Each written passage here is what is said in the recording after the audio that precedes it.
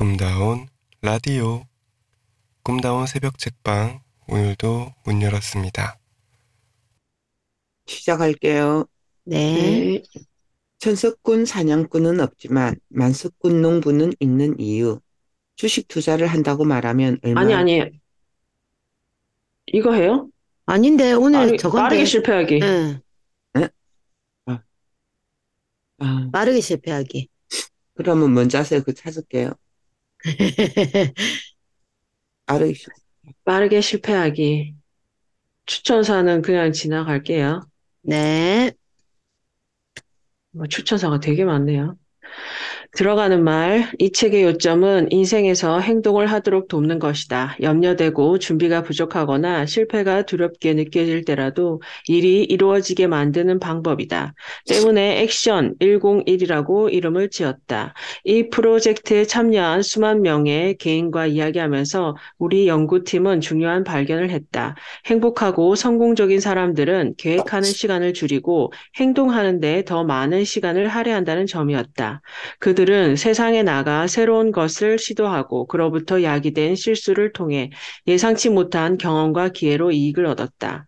20년간 우리 스탠퍼드 연구팀은 삶의 긍정적인 행동을 취하도록 돕는 간단하면서도 강력한 테크닉을 개발해 왔다. 이 테크닉은 워크숍과 대학 과정 참가자 그리고 광범위한 고객과의 작업에서 효과가 입증되었다. 그로부터 누군가는 사업을 시작하고 소설을 쓰고 연구 재단을 만들고 결혼을 하고 10kg을 감량하는 일 외에도 많은 것이 성취되었다. 하지만 우리는 그들 자신에 대해 일깨우고 지금을 뛰어넘는 극적인 변화를 요구하지 않았다. 오히려 그들이 하는 일에 작은 변화를 주도록 격려했을 뿐이다. 이 책에서 여러분들은 진로 계획에 확신이 없거나 틀에 박힌 느낌이 들거나 실패할까봐 두려울 때라도 자신의 관심사를 따르고 조치를 취하는 방법에 대한 분명한 조언을 발견할 수 있다고 믿는다. 우리는 여러분이 자신의 열정을 신뢰하고 그것이 자신을 인도하고 습관적인 행동에서 벗어나 새로운 모험을 시작하고 최소한의 준비로 과감하게 행동할 수 있다고 믿는다. 이 책은 빠른 변화를 위해 장점을 활용할 수 있는 실질적인 조언을 제공하고 있으며 각 장에는 최신 연구, 유명인과 일반인의 삶에서 영감을 주는 이야기, 그리고 삶의 즉각적인 변화를 만들기 위한 아이디어를 실행에 옮기는 구체적인 단계가 포함되어 있다. 플로로그. 스탠포드대 평생교육과정에서 인생 성장 프로젝트라는 이름으로 시작된 이 과정은 다양한 직업과 각기 다른 경험을 가진 사람들을 만나며 시작되었다. 그들 중에는 명망 있는 CEO와 유명한 학자들, 저명한 연구진을 포함해 평범하거나 일반적인 삶을 살고 있는 사람들이 포함되었다. 하지만 그 대상이 누구든 워크숍 참가자들과 상담자들은 이 책에서 다룰 작은 행동을 실천하며 놀라운 성과를 얻을 수 있었다. 우리가 만나 누군가는 열정을 다해 일할 수 있는 새로운 직업을 원했다. 또 누군가는 새로운 아이디어를 원했고 좀 더 의미 있는 인생이 될 수 있는 전환점을 찾고 싶어 했다. 세상을 바꿀 만한 대단한 성공은 아니지만 대부분의 사람은 자신을 지금보다 더 의미 있는 사람으로 만들어줄 그 무엇을 찾고 있었다. 우리는 바로 이 점에서 집중하기 시작했고 해답을 찾는 일을 주된 연구 과제로 삼았다. 그리고 행복하고 성공하는 사람들에게 나타나는 일련의 공통적인 행동 패턴을 찾을 수 있었다. 그것은 많은 문제들의 해답이었을 뿐 아니라 성공적인 인생을 살기 위해 명확한 지침이기도 했다. 우리는 그것을 빠르게 실패하기라고 이름 붙였다. 그들은 계획하는데 적은 시간을 쓰고 행동하는데 많은 시간을 썼다. 그들은 세상에 나가서 새로운 것을 시도하고 실수를 했다. 그렇게 예기치 못한 경험과 기회로부터 이해를 얻었다. 분명 당신은 의아해할 것이다. 아니, 실패를 하란 말이에요. 그것도 빨리 도무지 이해할 수 없군요. 라고 반문할지 모른다. 그러나 당신의 오해를 없애는 데는 단 몇 분이면 충분할 것 같아. 우선 아래 질문에 답해 보라. 당신은 버킷리스트를 작성해 본 적이 있나요? 이루고 싶은 성공이나 목표를 위해 계획을 세워 본 적은요? 그것을 이루기 위해 5년, 3년, 1년 실행 목표들을 적어봤나요? 그리고 어떻게 되었나요? 그 모든 것을 실천할 수 있었나요? 어쩌면 너무 많은, 수없이 많은 해야 할 일의 목록을 보며 지레 포기해버리지 않았나요? 일반적인 경우라면 분명 그렇다고 답할 것이다. 당신은 지극히 정상이다. 당신은 실패자도 중도 포기자도 의지력이 약한 기획 중독자도 아니다. 우리는 앞으로 이 책에서 지금까지 당신이 알고 있던 것과 다른 제안을 하고자 한다. 그 제안들은 결연한 결심이나 비장한 각오 따위는 요구하지 않을 것이다. 오히려 지금 당장 시도할 수 있는 가장 가벼운 행동이 무엇인지 끊임없이 물을 것이다. 비록 여러분의 직업 계획에 확신이 없거나 틀에 박혀 있다고 느끼거나 실패를 두려워할지라도 조사와 분석, 철저한 준비와 대비책을 마련하는 데 시간을 보내지 말 것을 요구하면서 말이다. 여러분이 믿는 열정이 삶을 인도하고 습관적인 행동에서 벗어나 새로운 모험을 시작하며 최소한의 준비로 과감하게 행동함으로써 장점을 활용하는 법에 대해 조언만을 덧붙일 것이다. 이것은 당신이 꼭 짚고 넘어가야 할 성공에 대한 이야기다. 그것은 비즈니스든 직업을 바꾸는 일이든 결혼이나 소설을 쓰는 일이라도 상관없다. 원하는 목표를 이루기 위해 참고해내온 사람이라면 누구라도 반드시 이해할 것들이기 때문이다. 이 책은 지난 20여 년 동안 밝혀진 핵심 내용을 총 9개 장으로 구성해 집필했다. 각 장에는 자신의 이해를 돕는 최신 연구와 각각의 사례가 담겨 있으며 오랜 연구 끝에 발표된 논문과 그것을 입증하는 다양한 실험 결과들이 수록되어 있다. 졸업을 앞둔 대학생, 현재 직장에 다니고 있는 샐러리맨, 창조적인 작업을 꿈꾸는 엔지니어, 기업의 임원과 CEO, 교수와 주부에 이르기까지 평범한 이들이 어떻게 비범한 성공을 이끌어냈으며 원하는 행복을 발견할 수 있었는지를 담았다. 이 사례들은 당신이 겪고 있는 문제의 답을 찾기 쉽게 만들어줄 것이다. 그리고 실제적인 충고로 당신을 이끌어줄 것이다. 진로에 대한 계획이 애매하고 매일 다람쥐 쳇바퀴 도는 것만 같은가? 그래도 상관없다. 실패가 두려워도 괜찮다. 생각을 행동에 옮겨 당신의 삶에 즉각적인 변화를 일으킨 구체적인 방안을 얻게 될 것이기 때문이다. 챕터 1. 지금 바로 즐거움을 느낄 수 있는 일인가? 이 형편없는 직장을 그만두면, 이 이기적인 연인과 헤어지면, 좀 더 활기찬 도시로 이사하면, 비로소 여유를 찾고 인생을 즐길 수 있을 거야. 돈을 좀 더 벌고 나면, 살을 좀 빼고 나면, 사랑하는 사람을 만나게 되면, 내 상황이 좀 더 당당해지면, 현재의 불행이 사라질 거야. 보이는가? 당신은 현재의 문제가 해결되지 않는 한 즐거움은 없다는 것을 전제로 둔 것이다. 이 세상에는 사랑과 감사에 굶주린 사람이 빵에 굶주린 사람보다 더 많습니다. 마더 테레사 노벨 평화상 수상자. 어린 시절에 노는 이유는 놀이가 우리의 일이거나 무언가를 배우는 방식이기 때문이 아니다. 비록 두 진술이 모두 사실일지라도 우리는 기쁨으로 연결되어 있기 때문에 논다. 이것은 인간으로서 필수적이다. 존 톨은 스포츠 역사가 및 작가. 음악이 없는 세상을 상상할 수 있는가? 음악이 없다면 얼마나 지겨울까? 무엇이 음계 하나하나를 조화롭게 결합시켜 음악으로 완성할까? 리듬이다. 우리의 삶의 조각 하나하나를 조화롭게 결합시켜 완성하는 것도 리듬이다. 당신의 삶은 음악이 없는 인생인가? 음악이 없는 노래인가? 위대한 나는 모든 것을 삶의 리듬 속에서 연결하는 사람이다. 합리적 욕구와 욕망, 재능, 에너지와 열정을 자연스러운 리듬으로 추구하는 사람이다. 수년간 만성 피로와 싸운 나는 지금도 삶의 리듬을 유지하는 일이 일상의 과제다. 이 과제를 훌륭히 수행한 날은 마치 펄떡이는 물고기처럼 살아있다는 느낌이 든다. 더 나은 나를 본다. 삶의 리듬은 우리가 하는 모든 일의 효율과 효과를 극대화시키며 우리의 가장 큰 꿈, 더 나아가 감히 꿈꾸지도 못했던 일들을 성취하기 위한 토대를 제공한다. 평화와 기쁨과 행복과 사랑이란 열매를 가져다 준다. 매튜 켈리, 위대한 나.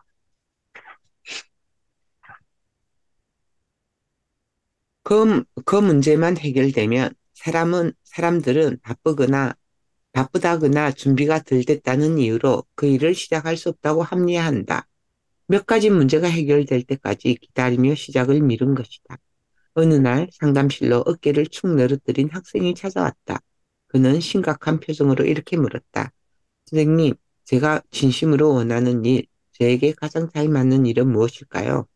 만약 그 일을 찾게 되면 저는 가장 먼저 무엇을 해야 할까요? 그는 스탠퍼드대에서 경영학을 전공하는 에릭이라는 학생이었다. 대학을 졸업하면 입사 가능한 직장이 여러 개 정해져 있는 전도 유망한 청년이었다. 그런 그가 도대체 무엇 때문에 고민에 빠져 있는 걸까? 부모님은 제게 꿈도 좋지만 현실은 냉혹하다는 사실을 자주 일깨워 주셨어요. 그런 이유로 안정된 생활을 준비하는 것이 가장 중요하다고 조언해 주시곤 했죠. 그래서 전공을 결정할 때도 내가 하고 싶은 것을 찾아 선택하기보다 안정된 직장을 우선 고려해 선택했어요. 그러다 보니 대학생활 동안 원하지 않는 공부를 하며 몇 년을 보냈습니다. 막상 졸업을 앞두고서야 내가 정말 원하는 일이 무엇인가라는 의문이 들기 시작했어요. 마치 고해성사라도 하듯 그동안 마음에 담아둔 생각들을 쏟아낸 그에게 나는 한 가지 질문을 건넸다. 에릭, 자네는 어떤 일을 할 때 가장 행복한가? 혹시 피곤한지도 모르고 몰입하는 무언가가 있는지 궁금하네. 글쎄요, 어렸을 때 그림 그리는 걸 좋아하긴 했어요. 미술 공부를 하고 싶긴 했는데 부모님이 반대하셨어요. 하지만 제가 그림 공부를 고집하지 않는 걸로 봐서는 그렇게 좋아하지 않는 것 같아요. 그렇지만 지금 생각해보면 그림 그릴 때가 가장 행복했던 것 같습니다. 나는 그에게 지금이라도 그림 그리기를 시작해보라고 권했다. 거창한 계획부터 세우지 말고 화실에서 그림을 배우거나 미술 동호회에 가입해 활동하는 것 같은 지금 바로 시작할 수 있는 작은 방법을 찾아보라고 권했다. 에릭은 내키지 않아 있지만 곧 제안을 받아들였다. 이제와 새삼 그림 그리기를 한다는 게 자신의 핵심 문제와 너무 동떨어져 보인다고 반문하면서도 말이다. 그리고 에릭이 상담을 위해 나를 찾아올 때마다 그림 그리기와 관련된 일이 어떻게 진행되고 있는지 물었다. 결론적으로 에릭은 그림을 그리면서 삶의 활력을 되찾았고 관심사가 비슷한 사람들과 교류하면서 자신의 재능을 펼칠 수 있는 다양한 기회가 생겼다고 했다. 어느새 에릭은 원래의 전도 유망한 청년이 되어 어쩌면 진로를 바꾸게 될지 모르는 또 다른 새로운 꿈을 향해 작은 행동들을 차곡차곡 쌓아가고 있었다. 그날의 대화는 나의 호기심을 자극했고 이내 프로젝트 과제의 연구 소재가 되었다. 그 후 나를 포함한 연구진들은 20년 넘게 에릭과 같은 사람들을 만나왔다. 대학 졸업 전 진로를 결정하지 못한 학생들뿐만 아니라 이미 안정된 직장 생활하는 사람들조차 자신의 삶에 만족하지 못하고 고민의 늪에 빠져 있는 경우가 다반사였다. 그들의 가장 큰 문제는 자신이 원하는 일을 찾지 못하는 것이 아니었다. 정작 중요한 문제는 어떤 일이든 시도하지 않으며 망설이고 움츠린다는 데 있었다. 에릭과의 상담을 계기로 우리 연구자들은 자신이 원하는 일을 찾지 못한 채 망설이는 이들을 도울 방법을 찾기 시작했다. 그것은 스탠퍼드 대학교 평생과정에서 인생 성장 프로젝트라는 이름으로 시작되었다. 이 과정에서 연구진은 그들에게 공통적인 생각과 행동 패턴이 있다는 사실을 발견했다. 첫째, 그들은 어떤 일을 새롭게 시작하기 전 정보를 수집하고 거창한 계획 전략을 세웠다. 둘째, 그들은 큰 성공만 추구하는 경향이 있었다. 하지만 계획을 수립하고 전략을 고민하는 동안 수만 가지 어려운 문제에 봉착했고 결국 포기할 수밖에 없는 근거를 발견했다. 목표를 세운 일이 너무 벅차서 오히려 겁을 먹고 이루기 어려울 수밖에 없는 이 유일들을 확인해 버린 것이다. 셋째, 그들은 바쁘다거나 준비가 덜 됐다는 이유로 그 일을 시작할 수 없다고 합리화했다. 몇 가지 문제가 해결될 때까지 기다리며 시작을 미룬 것이다. 안타까운 것은 막상 도전해 볼 기회가 왔을 때조차 아직은 때가 아니라고 오해해 버렸다.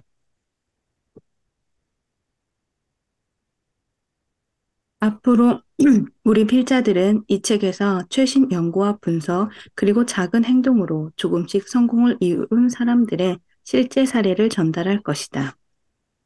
사례를 통해 성공이란 세심하게 잘 짜인 계획이 아니라 연관 없어 보이는 작은 행동들로 시작된다는 것을 알게 될 것이다. 분명한 사실은 성공한 대부분의 사람이 계획을 세우는 데 시간을 쓰기보다 행동하는 데 주력했다는 점이다. 그들은 과감한 시도 속에서 많은 실수를 저질렀다. 그리고 그 안에서 예상치 못한 실패와 기회를 찾아냈다. 실제로 상담을 시작하며 우리는 현실에 대한 불만족으로 변화를 모색하는 사람들과 많은 대화를 나눴다. 누군가는 자신이 좀 더 열정적으로 몰입할 수 있는 직업을 원했다. 몇몇은 창의적인 프로젝트를 꿈꿨다. 동화를 쓰거나 리더십에 관한 워크숍을 열거나 갤러리에 자신의 조각 작품을 전시하는 것 등이었다. 또 어떤 이들은 자신을 스스로 속박하는 행동들로부터 자유로워지길 바랐다. TV 시청과 패스트푸드 먹기 같은 틀에 박힌 생활이나 의존적인 관계에서 벗어나 좀 더 모험적이고 자발적인 삶의 태도를 갈망했다. 그런가 하면 무엇을 원하는지 당장은 모르지만 삶의 방향을 전환해 새로운 경험을 쌓고 싶어 했다. 사람들은 불행이 찾아오면 현재 불만족스러운 대상이나 상황에 사고를 고정하는 경향이 있다. 예를 들어, 이 형편없는 직장을 그만두면, 이기적인 여자친구나 남자친구와 헤어지면, 좀 더 활기찬 도시로 이사하면, 비로소 여유를 찾고 인생을 즐길 수 있을 것이다 라고 생각한다. 또는 힘을 주는 친구를 찾으면, 나쁜 버릇을 고치게 되면, 아이를 갖게 되면, 자신에 대한 확신이 서면, 삶의 목적을 찾으면, 현재의 불행이 사라지리라 생각한다. 이들은 현재의 문제가 해결되지 않는 한 즐거움은 없다는 것을 전제로 둔다. 현재의 문제에서 벗어날 때까지 삶을 즐길 수 없다는 가정에 기반을 둔 이것을 아직은 때가 아닌 인생관이라고 부를 수 있다. 이러한 견해에는 큰 변화를 맞이할 준비가 되기 전에 감정적 장애와 부정적인 생각을 극복해야 한다고 말하는 수많은 치료사와 상담가들에 힘입어 발전해 왔다. 다음은 이런 아직은 때가 아닌으로 표현되는 삶의 태도를 나열한 것이다. 이 중 익숙한 것은 없는지 찾아보기 바란다. 이런 경우가 되면 나는 곧바로 시작할 수 있다. 앞으로 경기가 좋아지면, 특별한 영감을 받으면, 누군가 내가 무엇을 해야 옳은 것인지 알려주면, 저축을 좀 더 하면, 아이들이 대학을 가면, 생활이 좀 나아지면, 살을 좀 빼고 나면, 내가 도움을 받을 수 있는 인간관계가 형성되면, 힘든 직장을 그만두면, 내면의 나를 발견하면, 좀 더 자신감이 생기면, 이 프로젝트만 끝나면, 좀 더 넓고 깨끗한 집으로 이사하면, 올해가 지나면, 워크숍을 몇 번 더 참가하고 나면, 지금보다 건강해지면, 허락을 받으면, 좀 더 준비가 되면, 완벽하게 확신이 서면, 그를 용서하고 그에게 용서를 받으면, 분명하고 명확한 계획을 세우면, 나의 제한적인 믿음을 극복하면,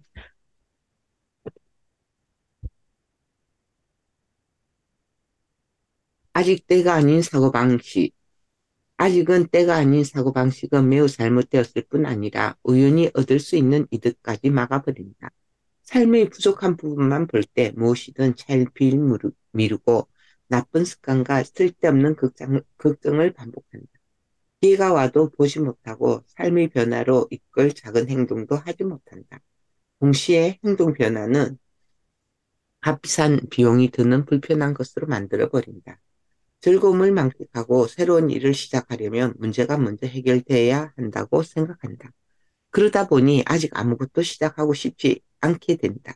필자들은 삶을 변화시키도록 용기를 불어넣는 가장 좋은 방법이 그들이 떠안은 문제 해결을 돕는 게 아님을 깨달았다. 오히려 지금 바로 즐거움을 느낄 수 있는 일을 행동으로 옮기도록 인식시키는 일이 중요했다. 지금 어떤 상황에 처해 있어도 즐길 만한 일은 찾아낼 수 있다. 영감을 주는 사람들은 만날 수도 있고 호기심을 느끼는 일을 바로 해볼 수도 있다. 낯선 곳으로 여행을 떠날 수도 있고 세계 곳곳에서 경이로운 것들을 발견할 수도 있다. 아무리 현재의 삶에 갇힌 기분이 들어도 상관없다. 언제든 새로운 경험을 맞이할 수 있다. 당신의 삶이나 커리어가 불안정하고 애매하다고 느끼는가? 그렇다면 즐기는데 시간을 더 투자하라는 말을 공감하기 어려울지 모른다. 혹은 경력을 쌓는 것은 매우 중요한 일이 아닌가요? 라고 반문할 수도 있다. 하지만 이 질문에 대한 우리 연구진의 대답은 결코 그렇지 않다이다. 물론 스트레스로 녹초가 된 상태거나 불행하다면 인생의 즐거움을 찾고 싶은 기분조차 들지 않을 것이다. 새로운 시도를 하기 전에 현재 상황이 개선될 때까지 기다리고 싶을 수도 있다. 하지만 늘 하던 행동을 고수하기로 결정한 이상 상황은 전혀 개선되지 않는다. 설령 생각했던 문제가 해결돼도 이내 다른 문제가 나타나 삶을 어렵게 만드는 것이다. 대답은 단순하다. 만약 삶을 변화시키고 싶다면 지금 당장 즐거움을 만끽할 작은 행동을 시작하라. 즐거움이 있는 곳을 찾으세요. 그러면 즐거움이 고통마저 녹여버릴 테니까요. 조지 캠벨, 미국 신학자 및 작가. 당신의 즐거움 측정기는 무엇을 말하는가? 어느 날 당신의 증조부가 방금 죽었다는 것을 알게 되었다. 당신은 그분을 거의 모른다. 가족들로부터 그분이 좀 괴짜라는 말을 들어왔을 뿐, 그나마 몇 번 배웠을 때 당신은 어린아이에 불과했다. 기억나는 것은 그분이 당신의 깃볼에 대고 사잠, 요술사의 주문 하고 소리치며 장난치던 일뿐이다. 때문에 그 유언장을 읽은 자리에 당신이 초대됐다는 사실에 어리둥절하다. 당신은 낯선 이들로 가득 찬 무거운 분위기의 변호사 사무실에 이제 막 도착했다. 변호사가 유언장을 읽어 내려가자 증조부가 꽤나 부자였다는 사실을 알고 놀란다. 더구나 그가 당신에게 1억 달러를 유산으로 남겼다는 게 아닌가. 하지만 유언에는 특이한 조건이 있었다. 중저부는 괴짜 발명가였다. 그가 가장 아끼는 발명품은 즐거움 측정기라고 불리는 손목에 차는 기계로 차고 있는 사람이 느끼는 즐거움의 정도를 측정한다. 얼마나 열정적이고 역동적인 삶을 사는지, 호기심을 갖고 삶에 감사하는지 측정하는 기계다. 즐거움의 정도는 1에서 10등급으로 나눠 측정되는데 1은 시궁창에 빠진 것 같은 불쾌한 기분을, 10은 이보다 더 좋을 수 없는 상태의 행복을 가리킨다. 유언의 조건은 즐거움 측정기를 늘 차고 다니는 것이다. 이 기계는 매일 당신이 느끼는 즐거움 지수를 변호사 사무실로 무선 전송한다. 만약 1년 동안 지수가 7 이하로 떨어지지 않으면 중조부가 남긴 1억 달러의 유산은 당신의 것이 된다. 하지만 하루라도 7 이하로 떨어질 경우 유산은 단 한 푼도 받을 수 없다. 당신이 이 도전을 받아들여 즐거움 측정기를 차기로 결심했다고 하자 이제 인생은 한번 제대로 살아보자라는 생각이 들지 않겠는가? 단 하루도 완전히 순수한 기쁨을 느끼지 않은 채 허비해버리지는 못할 테니까. 여기 질문이 있다. 도전 첫날, 당신이 가장 먼저 할 일은 무엇일까? 성패를 가르는 창의적이고 번뜩이는 아이디어는 성공을 이룬 사람들은 즐기는 일을 하려는 경향이 강하다. 자신의 열정에 부합되는 일을 하고 삶의 의욕을 저하시킬 만한 일은 피한다. 단지 지금보다 행복해지기 바라기 때문이 아니다. 즐기는 일을 할 때 더 똑똑해지기 때문이다. 좋아하는 일을 할 때 감사하는 마음을 갖게 된다. 결과적으로 기회를 포착하는 태도가 형성돼 일을 창의적이며 생산적으로 만든다. 그 과정에서 예상치 못한 기회를 얻어 10분 활용할 수 있게 된다. 하지만 우리의 이 논리를 무조건 받아들이라는 건 아니다. 이미 즐거움의 감각이 어떻게 사람들을 더 생산적이고 사교적이며 혁신적으로 만드는지 보여주는 연구가 늘고 있으니 말이다. 20년에 걸친 일련의 연구 실험에서 호널 대학의 심리학자 앨리스 아이젠은 긍정적인 기분을 느끼는 사람은 사고하는 방식도 다르다는 사실을 밝혔다. 그중 한 연구는 의사들의 임상적 사고를 측정하는 실험이었다. 의사들은 간질환 환자의 질병을 진단하기 전에 사탕 한 봉지를 받았다. 긍정적인 기분을 상승시키려는 연구진의 선물이었다. 사탕을 받거나 먹은 의사들은 긍정적인 기분을 느꼈으며 그 결과 각각의 진료 정보를 좀 더 빠르게 통합했다. 처음 내렸던 오진을 인정하고 그 진료를 고집할 확률이 더 낮았다. 아이젠의 또 다른 연구에서는 긍정적인 기분을 느낀 협상가들이 복잡한 교섭에서 풍섭적이고 유연한 해결책을 찾을 확률이 더 높다는 사실 또한 밝혔다. 아이젠과 동료들의 다년간의 연구를 종합하면 즐거운 사람들이 훨씬 더 유연하게 사고하며 복잡한 정보를 더 잘 처리할 수 있음을 보여줬다. 한편 하버드 대학의 테레사 아마빌레 교수는 지난 30년간 일터에서 행복을 느끼고 창의적 사고를 끌어내는 요소가 무엇인지 연구해 왔다. 그녀의 연구 결과는 내재 동기가 그 열쇠임을 증명했다. 다시 말해 일 자체를 기쁨과 만족과 흥미의 원동력으로 삼는 태도였다. 대조적으로 높은 연봉이나 명성, 외부 보상 같은 외재 동기에 의해 일하는 사람들은 창의성이 상대적으로 낮았다. 아마빌레의 연구는 다양한 실험을 통해 입증되었다. 그중 한 가지 실험을 살펴보자. 아마빌레는 72명의 창의적인 작가들에게 눈에 대한 짧은 시를 쓰도록 했다. 다음에 72명을 세 조로 나눴다. 두 개의 조는 글을 쓰는 이유에 대한 설문지 작성을 요청받았다. 첫 번째 조가 받은 설문지에는 작가를 직업으로 택한 이유를 7가지 항목으로 열거하고 그 순위를 매기는 것이었다. 단, 설문 항목은 모두 외재 동기에 관한 것이었다. 예를 들어, 베스트셀러 소설이나 시집 한 권만 내도 평생 먹고 산다는 말을 들어서와 같은 것이다. 두 번째 조의 설문 항목은 모두 내재 동기에 관한 것으로 나를 표현하는 것을 즐기기 때문과 같은 조항이 있었다. 마지막 세 번째 조는 설문지 작성 대신 단편 소설을 읽도록 했다. 각각의 그룹이 주어진 과제를 마치자 72명의 모두에게 웃음이라는 주제로 짧은 시를 작성하라는 사항이 전달됐다.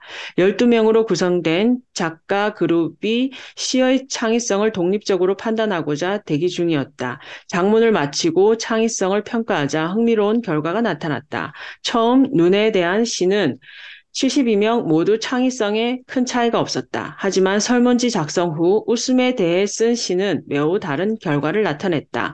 내재 동기에 설문을 작성한 조가 외재 동기에 몰두한 조의 시보다 훨씬 더 창의적이기 때문이다. 평소에 글을 쓰던 사람도 단 몇 분 동안 외재 동기를 생각하는 것만으로도 창의성이 저하됐다. 이 실험 결과가 의미하는 것은 명료했다. 외형적으로 보이는 성공을 위해 개인적인 즐거움을 희생시키면 창의성은 크게 떨어진다는 것이다. 아마빌레의 또 다른 연구도 살펴보자. 아마빌레와 동료들은 238명이 쓴 총 1만 2천 건의 직원 일지를 연구했다. 그 결과 일기를 쓴 사람의 기분이 좋은 날에 창의적 아이디어가 떠오를 확률이 50%나 증가했다. 또한 긍정적인 기분은 이월 효과도 있는 것으로 나타났다. 오늘 기분이 좋았다면 내일이나 모레 창의적인 생각이 떠오를 확률이 더 높았다. 오늘 느낀 좋은 기분이 며칠 후 새로운 아이디어를 샘솟게 만드는 셈이다. 채플힐에 있는 노스캐롤라이나 대학교의 심리학자 바바라 프레더릭스는 긍정적인 기분은 사람의 생각과 행동 범위를 넓히는 반면 부정적인 생각은 개인의 사고를 제한하는 역효과를 낳는다고 발표했다. 한 연구에서 프레드릭스는 104명의 대학생들을 두 조로 나눠 각각 긍정적 혹은 부정적이거나 중립적인 기분을 불러일으키는 영화를 보게 했다. 영화 감상을 마치고 두 개의 이미지를 보여주며 둘 중에 좀 더 보편적인 이미지를 고르겠다. 그러자 긍정적 기분을 느낀 학생들은 전체적인 특징에 더 신경을 쓰는 반면 부정적인 기분을 느낀 조의 학생들은 좁은 시각으로 이미지의 부분적인 세부 사항에 집착해 결정하는 모습을 보였다. 프레드릭스는 이 연구를 비롯해 많은 실험으로 긍정적인 기분은 새롭고 다양한 사고와 행동을 하게 만든다는 결론을 내렸다. 반면에 부정적인 기분은 시야가 좁은 사고와 행동에 그치게 한다는 것을 발견했다. 만약 당신의 기분이 좋다면 좀 더 유연하게 생각하고 도전적인 행동에 뛰어들기 쉽다. 이런 행동은 개인적 자산을 축적하고 인간관계를 형성하는 기회를 만든다. 물론 즐거움을 느끼는 것 자체는 일시적이다. 하지만 거기서 삶에 지속적인 영향을 준 행동으로 이어진다는 사실은 주목할 만한 가치가 있다. 프레드릭슨의 통찰력은 필자들의 경험에도 녹아있다. 수만 명의 삶을 연구하는 동안 필자들은 인생의 중요한 기회와 안목은 열정을 따르는 데서 시작한다는 것을 거듭 깨달았다. 이 책의 공동 저자인 존은 미 중서부의 한 마을에서 자랐는데 어린 시절부터 온갖 스포츠를 즐기며 자랐다. 그중 테니스를 무척 좋아한 존의 일화에도 그 해답이 깃들어 있다. 존은 고등학교에 진학해 테니스 팀에 들어갔다.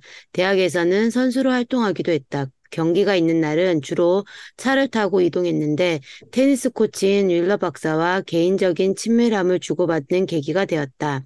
그러던 중 존이 2학년이 되자 전공을 선택하라는 학교의 편지를 받았다.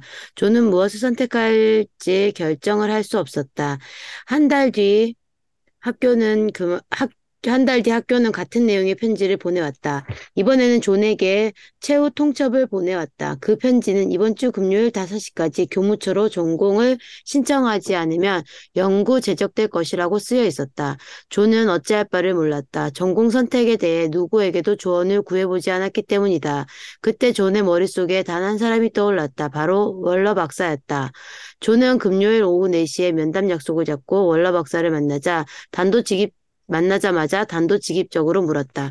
박사님, 제가 지금부터 1시간 안에 전공을 결정하지 않으면 영구 제적을 당하게 생겼어요. 제가 무엇을 전공하는 게 좋을까요? 그러자 원로 교수는 대뜸 당연히 심리학을 전공해야지라고 말했다. 원로 박사는 테니스 코치였을 뿐 아니라 심리학과 교수였다. 평소 친밀한 관계를 나누던 존이 전공 선택을 물어오자 심리학을 당연하게 제안한 것이다. 알겠습니다라고 말을 던지기 무섭게 존은 문 밖으로 뛰쳐나갔다. 그리고 교무처로 달려가 마감 30분을 남겨두고 전공 신청란에 심리학이라고 적어 제출했다. 현재 그 인류대학의 유명 심리학 교수뿐 아니라 여러 권의 책을 출간한 저자, 권위 있는 다수의 상을 휩쓴 학자가 되었다. 또한 전미 카운슬링 협회로부터 살아있는 전설상을 수상하는 영광을 누렸다. 존은 전 세계를 누비는 인류 강연가다. 이런 업적들은 존이 구체적인 계획을 세워 심리학자가 된 것처럼 보이게 하지만 실상은 테니스에 대한 열정이 우연한 기회를 가져왔을 뿐이었다. 그저 자전거 타기를 좋아했을 뿐인데 1억 2천만 달러라니. 계속 하실까요? 여기까지 하시지. 아, 6시군요. 네네. 네. 감사합니다. 수고하셨어요. 수고하셨습니다. 사진 한번 찍을까요? 네. 아, 대박. 대박, 진짜. 프랑스가 올라갔어요. 영국이 졌어요. 그러니까 와, 나도 미쳤어, 미쳤어. 진짜, 결승 본 느낌이었어요. 와, 세상에. 해리케인이 페널티킥을 실축할 줄이야. 갑니다. 네. 하나, 둘, 셋. 감사합니다. 감사합니다. 감사합니다. 잠시만요. 정리 좀 하고 올게요. 정리하세요.